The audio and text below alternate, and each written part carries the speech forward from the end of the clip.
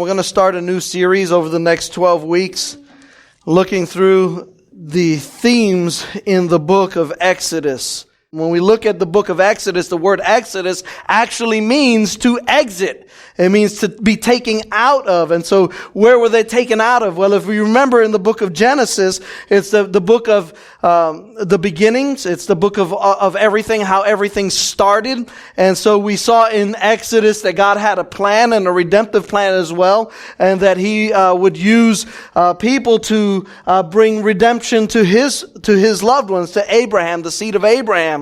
You know the song, Father Abraham had many sons, and many sons had. I am one of them. So let's just praise the Lord right on. Okay, we're not going to do that. But God had a plan, and He said all of the seed of Abraham would be blessed, and they will multiply, and that they would be as plentiful as the sands on the earth, right? And none of us can actually count how many grains of sand there are on the earth, but we know that there are a lot. And God said that His people would be fruitful and they would multiply. Well, what happens is that, once again, people are people. And we have been given that ability to have free choice. We are free to choose our paths, the way that we're going to live, and whether or not we're going to obey God, whether or not we're going to live by His desires for us. And so the people of God would deviate, and what would happen eventually is that they would be taken into a land that initially started out as a blessing. You remember the story, right? Joseph. Who was Joseph? Son of Jacob. Actually, Jacob's name was changed to Israel, and that's where we get Israel. So Joseph, the son of Jacob, first of all, he had been taken into slavery, but then he rose in the ranks and becomes the second in command, and brought the nation of Egypt through one of the worst famines that had ever been experienced in that area. And so he had actually prepared them for 7 years for this famine. And so because of that, he was able to bring in his family into the land of Egypt, where they were able to benefit from the fruits. And eventually, he dies. And that's where the story picks up. Read with me, Exodus chapter 1, starting in verse 1. And this is what it says. These are the names of the sons of Israel, who came to Egypt with Jacob, each with his household: Reuben, Simeon, Levi, and Judah; Issachar, Zebulun, and Benjamin; Dan and Naphtali, Gad and Asher. All of the descendants of Jacob were 70 persons. Joseph was already in Egypt. Then Joseph died, and all of his brothers and all of that generation. But the people of Israel were fruitful and increased greatly. They multiplied and grew exceedingly strong, so that the land was filled with them. Let's pause there for just a minute. Jewish scholars don't call it the book of Exodus. They actually call it the book of names, because it starts out with a bunch of names. It starts out with the names of Israel. It starts out naming their patriarchy, where they came from. It names the 12 tribes of Israel. And so they call this the book of names. And where we get that word Exodus is them leaving where they were at, Egypt.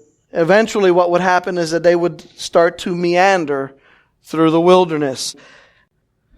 Somewhere in this life, things don't quite work out the way that we expect them to work out. And sometimes there's trouble, real life trouble. For many of us, we've experienced that. And to understand that God has a plan in the midst of trouble is to understand that we are created in His likeness and in His image, but we live in a fallen world. Let me say that again. To understand that God has a plan and a purpose in the midst of the struggle, in the midst of the trouble, is to understand that God still has a desire for you, to bless you even in the midst of the messiness of life. Every one of us, we deal with messiness in our life. Every one of us will, if we are not currently, we will deal with messiness in our lives. Whether it's a relationship or whether it's a workplace conflict, whether it's a decision that you've made in the past that has brought you to a place of regret or a place of shame, you will deal with the messiness of life. And this is the reality that you can still be blessed in a mess. I know that this goes contrary to the way that we think in American society. We think that everything should be perfect, that we should all live in 4-bedroom houses, in a McMansion, driving a nice car, doing nice things because we are God's people. But the reality is that despite all of the blessings, some of us are still going to have to deal with the messiness, things that are going beyond our control, wondering, why did my car break down? Why did I get into a fight with my spouse? Why are my children angry with me? Why is this happening today? It's Sunday!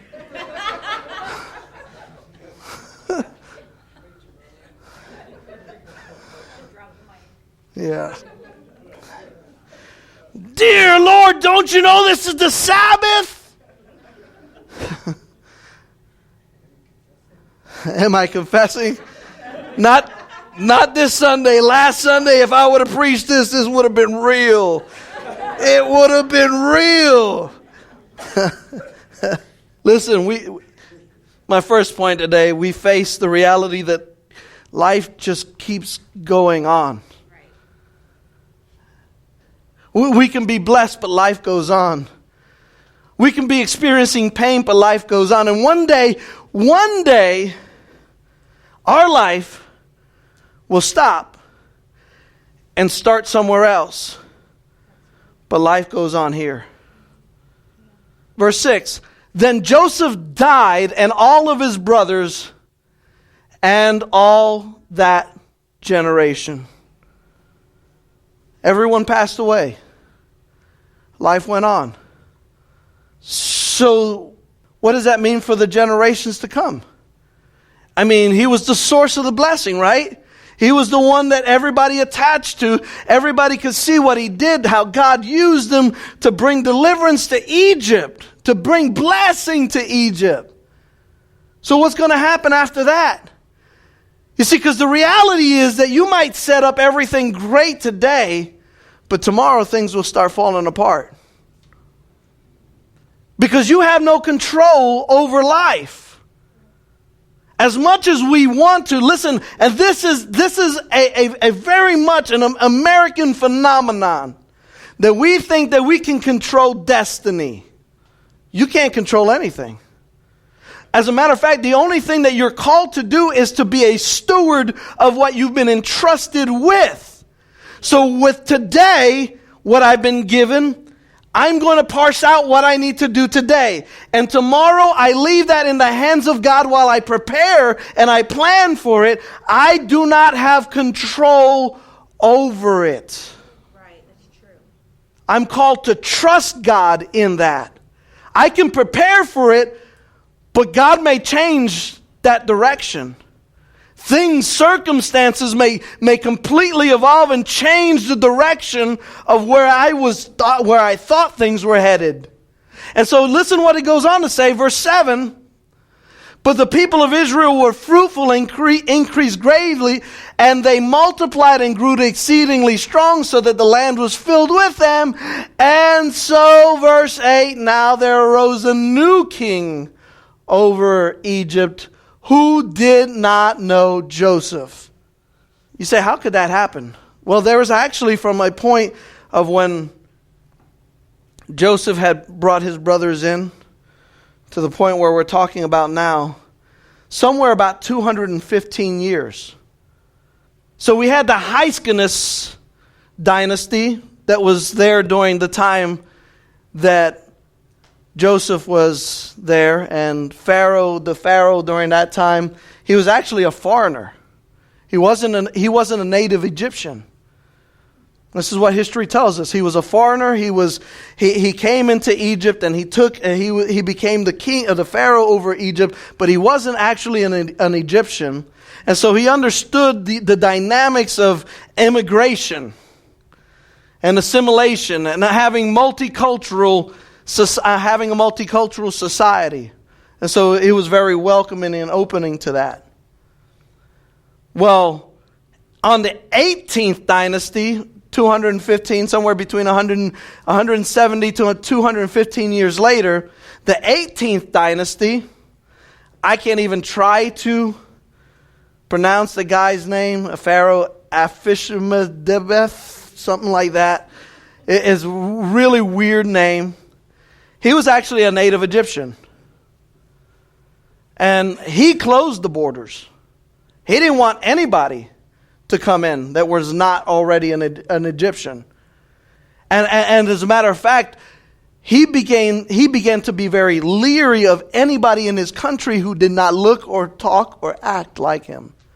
And the Israelites had kept their faith through that time. So their faith, their lifestyle was very different than the lifestyle of those that they were around. They were unique people. They had a unique worship of one God, where the Egyptians had a unique worship of at least 29 gods. And so this was a very there was a different cultural clash that was going on. Does that sound like a country today? Somewhere in North America? And so we had a very different thought process going on. With that came some restlessness. This king says, he looks at it, verse 9. He looks at the nation of Israel. Go ahead. And he said to his people, behold, the people of Israel are too many and too mighty for us. So come, let us deal shrewdly with them, lest they multiply. And if war breaks out, they join our enemies and fight against us and escape from this land. Now, there are two things that I want to point out. Three things that I want to point out here. Number one, you can have a tough reality in the midst of blessing. You can be blessed and know and understand that there's going to be people that do not rejoice when you're being blessed. And will walk and step on you because they want to excel rather than allow you to, or see you excel.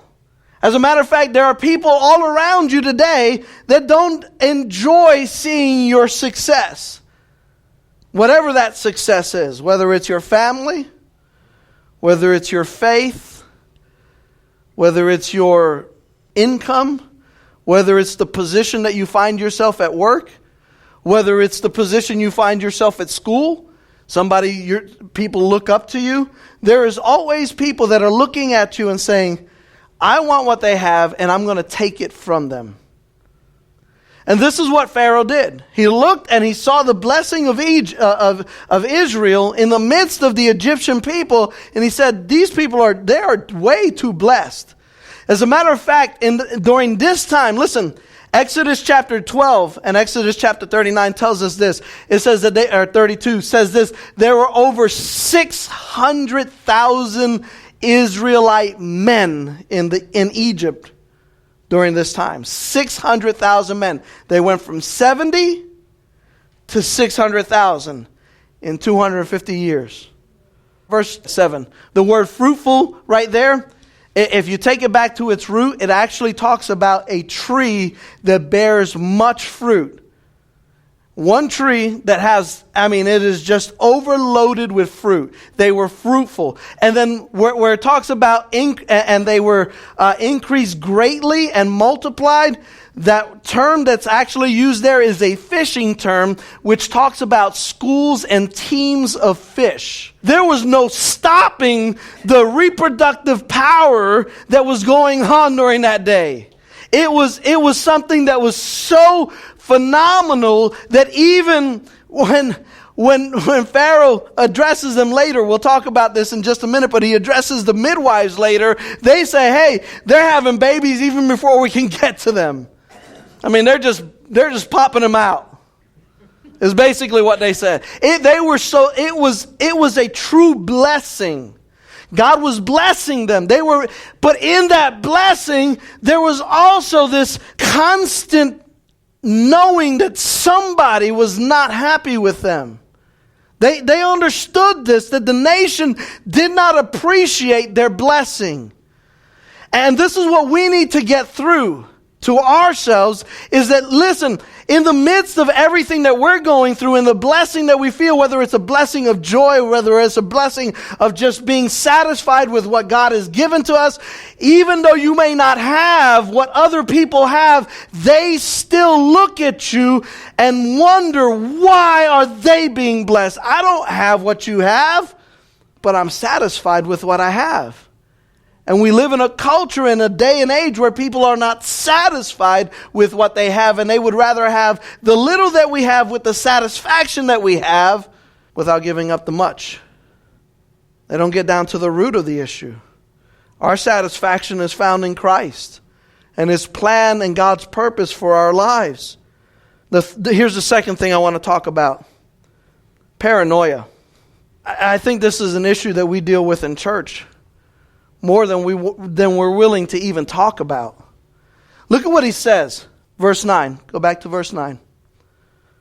And he said to his people, behold, the people of Israel are too many and too mighty for us. Verse 10. Come, let us deal shrewdly with them. Unless, what happens if they get too big? What happens if they become more than what we can control? We don't have a police force large enough. We don't have an army large enough to deal with all of them. What if war breaks out? What if they join our enemies? What if they fight against us? What if they leave? What if? I want to ask you, how many times have you asked yourself, what if? Because the reality is this, when we grow up in church and we grow up thinking about the Bible stories, we think about how cute they are, how wonderful they are. Oh man, this is an underdog story. This is great stuff. I mean, we teach it to our kids. This is great. Father Abraham had many sons. Moses, he took the people out of Egypt. Woo! Let's sing, let's shout. But the reality is that there's real hurt, real pain, real things going on. And then there's real animosity, real struggle, real things that you're dealing with mentally, and you're wondering, what if they're talking about me behind my back? What if they're comparing me to so-and-so? Can we be real here? Can we be honest? Because I think the reality is that so many of us deal with a paranoia of what if the pastor really knows what I'm going through in my home? What if that person that I think and highly regard in church really sees the arguments that I have with my spouse? What if they hear me talk the way I normally talk outside of church? What if they really read my mind and see what I really think of them? What if? And the what if holds us back from being a true community where we can embrace each other, lift each other up, bless each other, allow the blessing that you're having spill over and blessing somebody else. See, paranoia got him into trouble because the nation of Israel was blessed, and that blessing was spilling over into Egypt. But he could not understand why he couldn't be blessed that way. Why isn't it happening in my house? I'm enjoying the fruit of what they're doing, but wait a minute, it shouldn't be them who gets it, it should be me. It shouldn't be my boss who's getting the blessing, it should be me. I'm the one putting in the hours. I'm doing the work. I'm doing this. Right? The paranoia begins to stifle our relational commitments to each other. So what happens when we don't deal with the paranoia? What happens when we allow the paranoia to take control of us? Let us deal shrewdly with them, he says. So what does he do? He deals shrewdly. You understand what shrewdness is, right? Shrewdness means that you are intentionally doing something and making it look like it's not what you're really doing. So what does he do? Therefore they set taskmasters over them to afflict them with heavy burdens. They built for Pharaoh's store city Pithom and Ramses. So he says, okay, so this is what we're going to do. We're going to put them to hard work. We're going to tell them, man, you guys are awesome artisans. You guys are great workers. We're going to just leverage your strength, and we're just going to work you till you die. This will take care of them. So they built 2 huge cities on the backs of these what would become slaves. They were now enslaved. They weren't free to go. They made them, they set taskmasters over them to work them, to make them do this stuff. Look what goes on. Verse 12. But the more that they were oppressed, the more they multiplied, and the more they spread abroad. And the Egyptians were in dread of the people of Israel.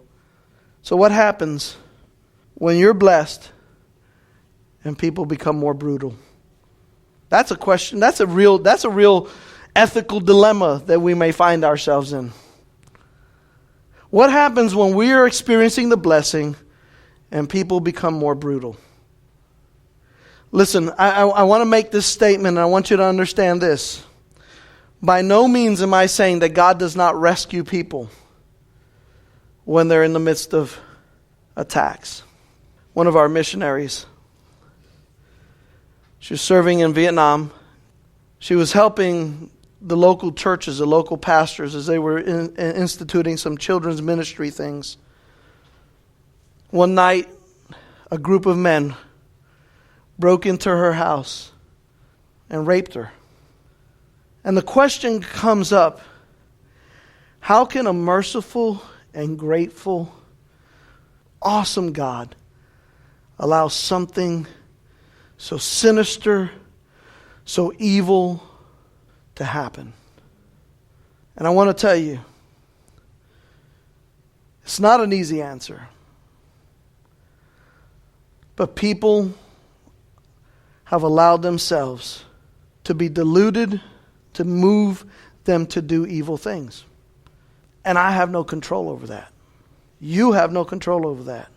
You say, but why doesn't God have control over that? Because He's given us free will.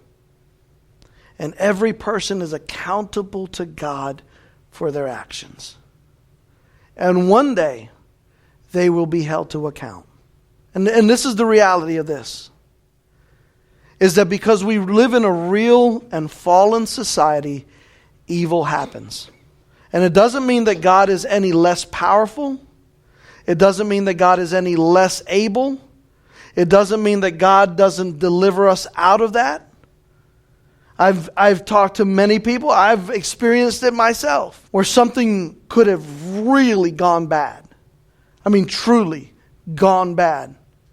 Y'all know about a month ago, Joanne, for my birthday gift, she let me go out to a friend who has a firing range and a practice range where he has several guys from the base that he works near who come out and they do a lot of their qualifications. And so I'm sitting there and I've got this AR.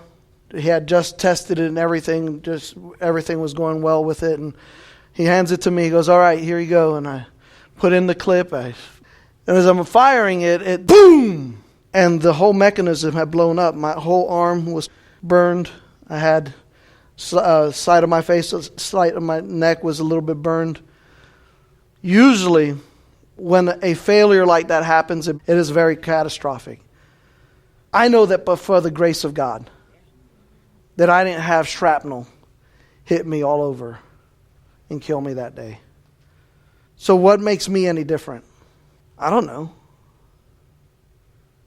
But I do know this, that whatever I'm going through in life, whatever I'm facing, no matter the circumstance, the situation, I know that God has placed me here for a plan and a purpose, and that I'm going to be obedient to Him in whatever. That missionary, after a year and a half of going through counseling, and went back out And she says, I would never allow Satan to steal and rob from me the plans that God had for me. What we go through, listen, what we go through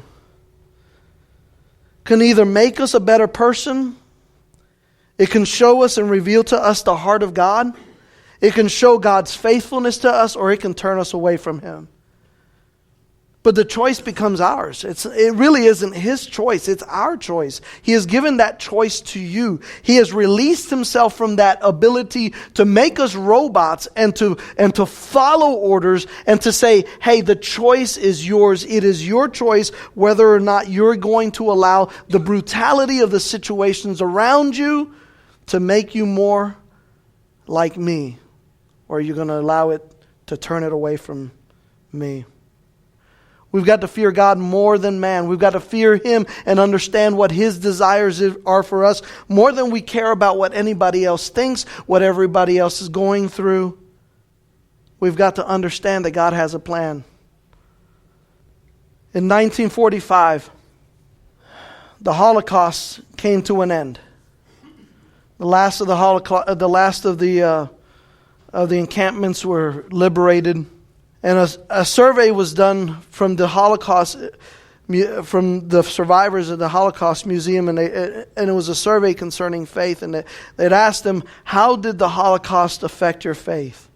This was done in the 80s, right during that time where they opened up the museum. And out of that survey, out of that research that was done, it was found that 50% of people said that it did not affect their faith. It did not affect their faith. They still had a belief in a loving God.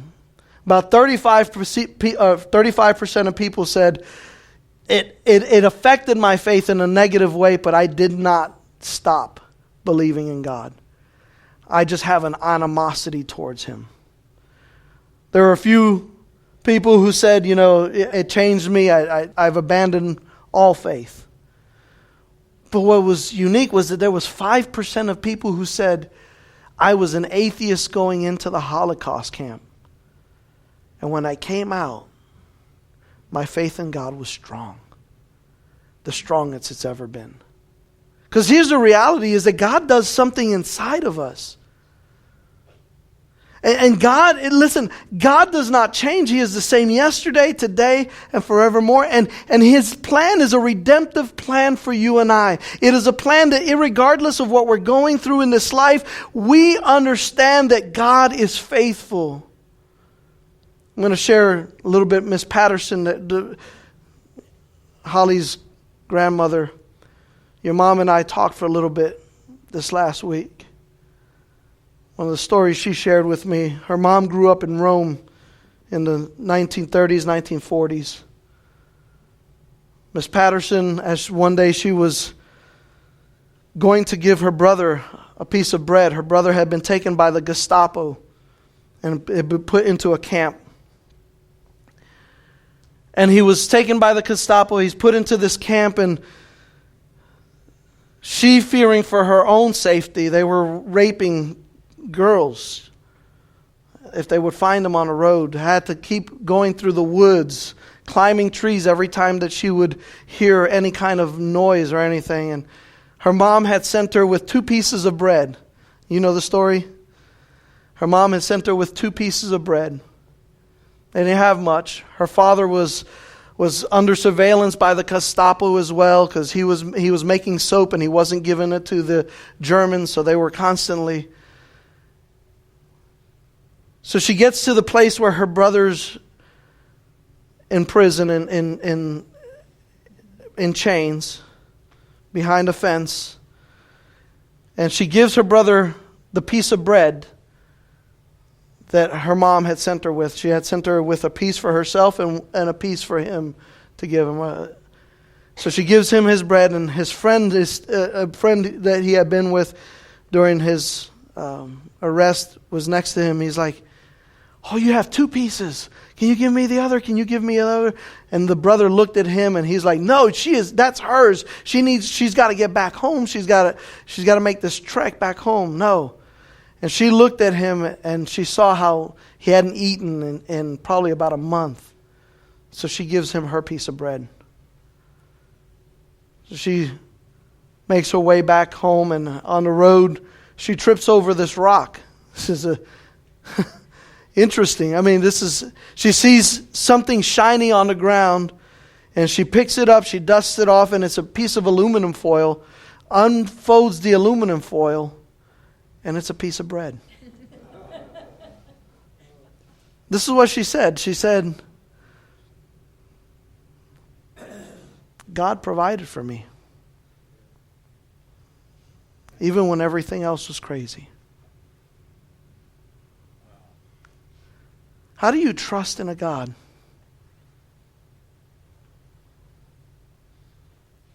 how could you not trust in a God that can provide for you even in the midst of chaos? It doesn't mean that you'll come out of it alive. It doesn't mean that your tomorrow is not guaranteed for any of us. Our life is not guaranteed. Listen. Things could have changed. Things could happen today in which you will meet your Maker in heaven. It doesn't mean that God is any less God. And that His blessing in your life hasn't been fulfilled. Because the reality is that this life is temporary, the life to come is eternal. And the true blessing that we have is in the life to come. The fullness of all of His promise that He has given to you is completed on the day when He looks at you and He says, "Well done, my good and faithful servant." The reality is that the true blessing that you and I contain is found in an eternal God with eternal motives, as an eternal plan. And if we learn to fear God more than man, we can understand the heart of God and understand His purpose and His plan for our lives. So then what happens? Let's move on. I'm going to close with this. Let's go through all the rest of the last 10 verses. But the more that they were oppressed, the more that they multiplied, the more that they spread abroad. And the Egyptians were in dread of the people of Israel. So they ruthlessly made the people of Israel work as slaves, and made their lives bitter with hard work in mortar and in brick and in all kinds of work in the field. In all their work, they ruthlessly made them work as slaves. Then the king of Egypt said to the Hebrew midwives, one of whom was named Shiphrah and the other was Puah, "When you serve as midwife to the Hebrew women and see them on the birth stool, if it is a son, you shall kill him. But if it is a daughter, she shall live." But the midwives feared what? I want to stop right here. He did what? Feared what? God more than man. And did not do as the king of Egypt commanded them, but let the male children live. So the king of Egypt called the midwives and said to them, "Why have you done this and let the male children live?" Now that could have been done. They would have been, forget it. Their lives would have been finished. The midwives said to Pharaoh, "Because the Hebrew women are not like the Egyptian women, for they are vigorous and give birth before the midwives come to them." How many of you had a fast pregnancy, a fast birth? I don't think anybody here, if you've ever been in labor, you know the pain of labor. It is not a quick thing. It says, so God dealt with the midwives, and the people multiplied and grew very strong. And because the midwives feared God, listen to this, He gave them families. Then Pharaoh commanded all of his people, "Every son that is born to the Hebrews you shall cast into the Nile, but you shall let every daughter live." So he goes on. Listen to this. Listen. I've got to learn to fear God more than man. Why? Because my integrity is on the line. My integrity is on the line. Romans chapter 13 and 1 Peter chapter 2 verse 11, it tells us that Christians must obey human authority. I understand that. But Romans 13:5 tells us and reminds us that our obedience must not violate our conscience. When the laws of God are contrary to the laws of men, then we ought to obey God rather than men. This is the first time in Scripture that we see this idea of being a conscientious objector. I can turn this political, but I won't. We got to be careful how we respond to things that are going on in our society. Understanding that people are hurt. And if we understand the hurt of people, then we can deal with them a little bit differently than how the culture around us deals with them. God has called us to be people of consciousness. We've got to be conscious of the things that are going on around us, of the pain that is going on around us, of the hurt that is going on around us. It does not mean that we enable evil. It means that we be a people of integrity. And that we be a people of character. That we be a people who show the love of Christ in the midst of all of the changes that are going on in the society around us. That we must be a people that heed His voice and understand His desire for us to be people who bring reconciliation to our nation. We are a people who have been reconciled. And so therefore we must seek reconciliation for those who have not been reconciled. We've got to be people who bring about peace and reconciliation. We've got to be conscientious objectors of things that are evil, of things that are contrary to the character and the nature of God. And if we learn to fear God more than men, then we can see what's going on around us and say, hey, you know what, that's not right. And if it's not right, then I have two options. I can either shut up and deal with it, or I can stand alongside of somebody who's saying, hey, you know what, this isn't right either. Let's lock arms. Let's pray about this. Let's talk about this. Let's engage our community with this. Let's be people who bring about a solution. How do we bring about a solution? I like this. Notice what they were doing. They didn't ask, well, can we serve on a special advisory council for the great pharaohs of Egypt? No. They said, okay, you've commissioned us to watch over these women, and we know what's right and what's wrong, and we're going to choose the high road where we stand. We're going to choose to do the right thing where we're at.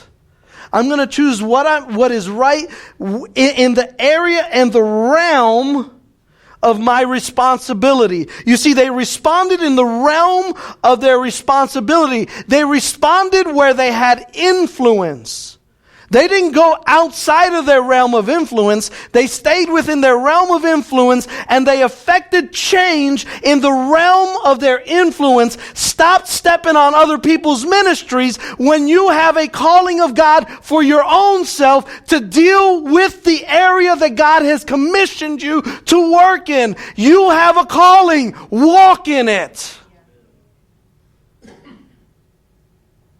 So these women were greatly blessed because they chose in the area where they were called to do the right thing. But then what happens? You say, well, evil prevailed. Didn't you read the last verse, Pastor? Well, it was the last verse of chapter 1. That's all I got to say.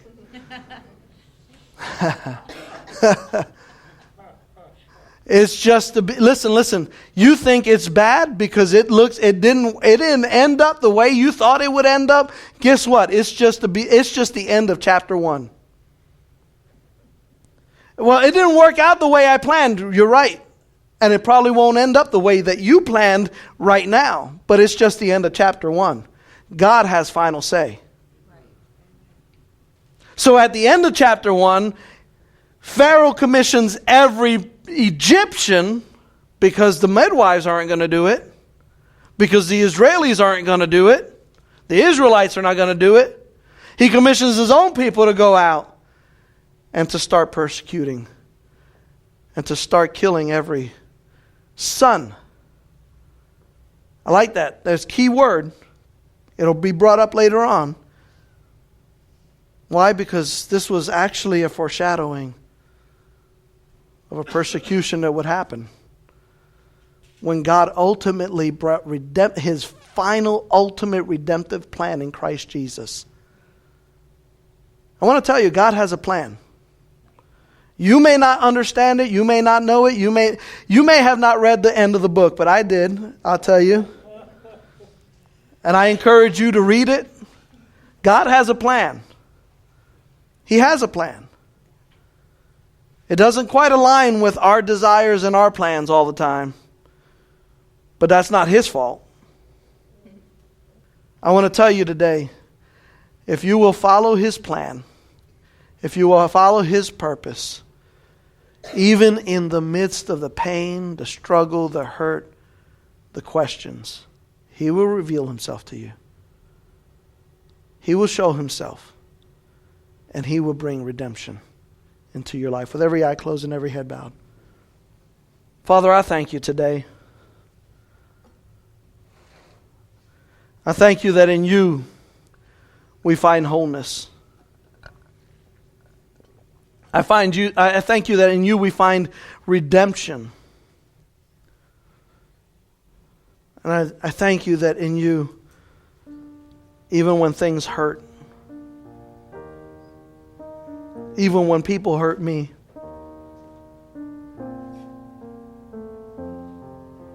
even when I've been abused, discarded, cast out, called names, persecuted, rejected, oppressed, depressed. You can put in your strife right there. You can just label what it is that you're going through. When sickness has overtaken me,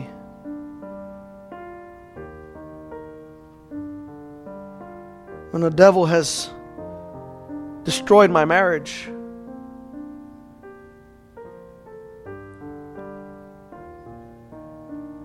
when tempers have flared with my children, where there is no communication,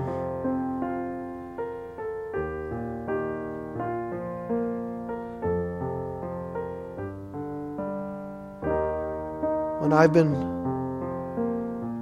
left for dead, abandoned, You've never given up on me. You're right there. Though it's not been easy for me to embrace You during those times,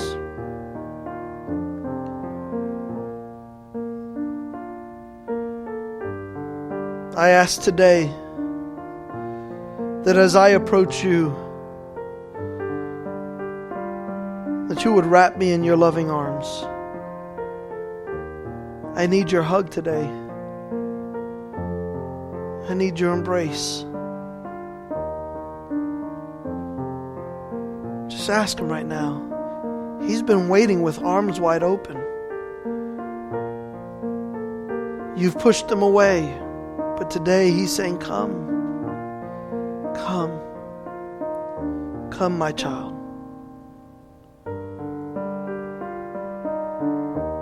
Will you accept His hug?